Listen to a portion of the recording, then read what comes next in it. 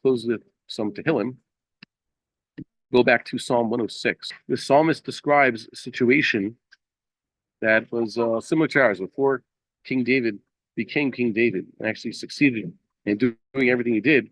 We had to go through some difficult times. Remember, the difficult times, they create the strong men.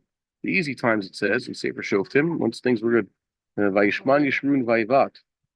Jeshurun became fat, things were too easy, so he kicked God. And then he gave them troubles, and they learned, oh yeah, we have to begin to fight back and do that which is right. And sometimes difficult times we have to go through difficult times in order to raise up a stronger generation. Let me put this on the screen. You can see here. Can you imagine what it was like when King David was a child? Okay, there was already some yearnings. They wanted a king, but they had just suffered a korban. The reaction of the people to the korban of Shilo and the defeat at the hands of the Philistines was okay. Tshuva in the generation of the generation of the prophet Samuel, who was their leader. So he led them in this tshuva. He showed them he had hard times. Now you have to develop a greater generation. That's why he was so disappointed about their request for a king. It didn't come in the right way. So it says here in the Psalm. By the way, this Psalm has no what do they call it here? No prescript.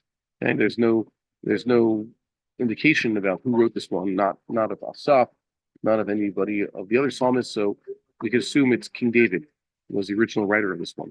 It says here that they tested God in the desert. So Moshe Rabbeinu was able to actually intervene. And here we saw this verse last time about what happened when God swore to destroy them because they rejected the land of Israel, and also how this was when they were told that eventually they would be in exile. Okay. This is beginning to discuss the time when they came into the land of Israel, as described also at the beginning of the book of Shoftim. Lo yishminu et amim asher amar Hashem lahem. They did not wipe out the nations that God had told them to. Okay? God had said, you come into the land of Canaan, you have to destroy the Canaanim. Otherwise, they'll begin to be bad influences on you, and then they'll even begin to fight you. This is basically they assimilated among the Gentiles. Now they say hit Polut, but then they say hit Arvut. Okay? Well, we do Masayim, they learned their deeds. Okay? You mix with the Goyim, you're going to learn to be like the Goyim. Why have do it Atzabehem? They worship their Atzabim. That's not a nice word for idols. Why you lahem l'mokesh, and then their idols were a stumbling block to them, or in this case, it means a trap, okay, like a snare.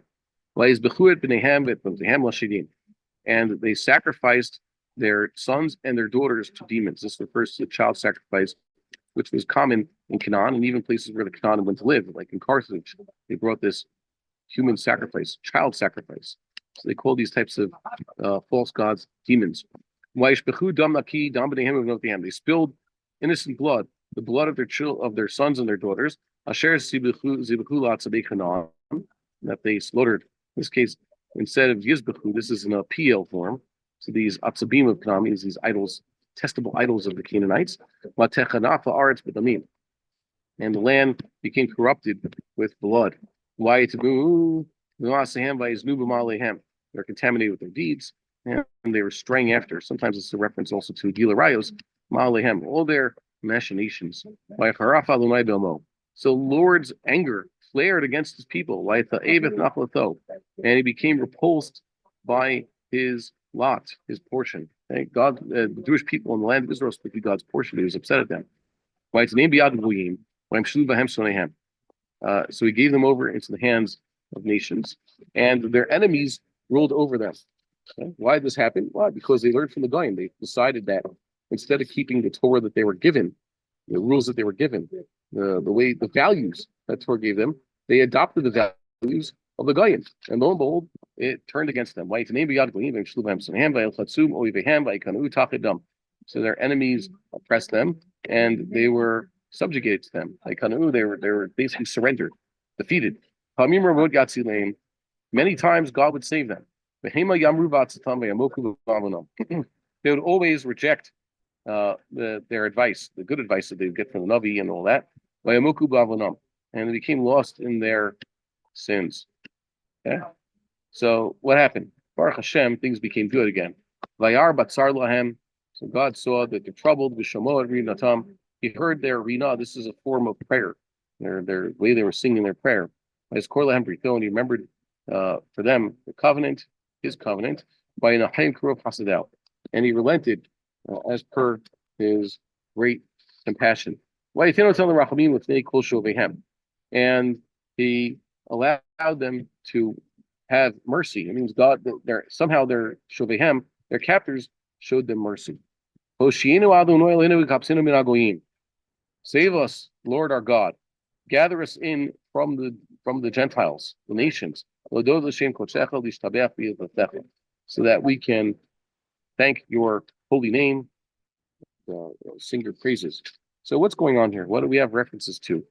See here that the times leading up to King David's reign, when things when the tables started to turn against them, Am Yisrael suffered great defeats.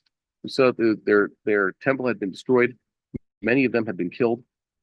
And Shovehem, many of them were taken into Galus. Not the majority, not whole tribes, but many Jewish people were stuck there. That's why they say this prayer in King David's time: God save us and gather us in from among the Gentiles, because it still went to exile.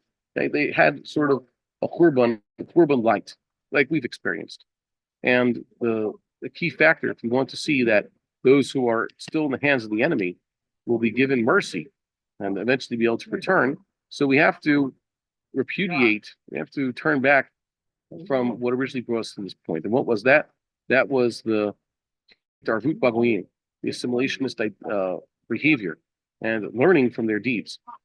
Basically today, the Gentiles don't have idols like they used to. They don't have a Baal, they don't have a Zeus, they don't have a Ra, they don't have a Nevo, and the rest of them. They don't have the pantheons of their gods. But they do, by force, have religion. Religion is inherent to human nature. It is inescapable. So if you reject one religion, you are going to create a new religion. That's the way people are. They create religions and gods, and their gods have Torahs. Their gods have their Shema Yisraels. Their gods have their demands, and their gods have their laws. And right now, the gods of the West have a whole new set of laws. Every day they're changing, and also the vocabulary they're changing. And the Jewish people, unfortunately, have adopted these ideas. They don't realize it. They think about it. That's what everybody does. Of course, it should be obvious. Take the whole thing, going along that insanity. You think that there wouldn't be any sane Jews, let alone Jews who profess learning the Torah, keep Shabbos, would go along with the joke that a man could be a woman, a woman can be a man. But we've seen that in our own eyes, that's what everybody's doing. And I know Jewish people who believe this. How did that happen? That's insane. But they picked it up. That means they picked up the idolatry of the Goyim. Don't forget, in all these eras, when Jewish people were tricked, or at least they tricked themselves into worshiping idols, they were mostly Jewish. They still had their payas and their yarmulkes. No, that's a joke, because payas and yarmulkes are in the last few hundred years. They still had their tzitzis and their tefillin. They were still very much Jewish, and they spoke Hebrew, and they lived in the land of Israel. And most of what they did was following the Torah. They just happened to have an idol of the Baal around, or in Yehuda Maccabee's times, there were many that became full-on Greeks, but they were still Jewish. They were still in the land of Israel, just a little bit. But that's not good enough. That they let in just a little. Whatever they let in, that they allowed to influence them, that corrupted them. That's what sealed their fate. So we have to, God willing, just like Rav Tzuriel is describing, Rav Kook is describing, we have to get back to basics. We should only have those ideas that we can get from the Torah. And if we cannot find them in the Torah and our classic sources, we should understand that they're foreign, and that those are basically given to us by those strange gods of the nations, and it could only lead to our downfall. We'll close this with prayer that very speedily soon we see the downfall of all of our enemies, their complete annihilation, that God grant us peace and victory and the rebuilding of the temple. And also just for tomorrow, have a good Shabbos.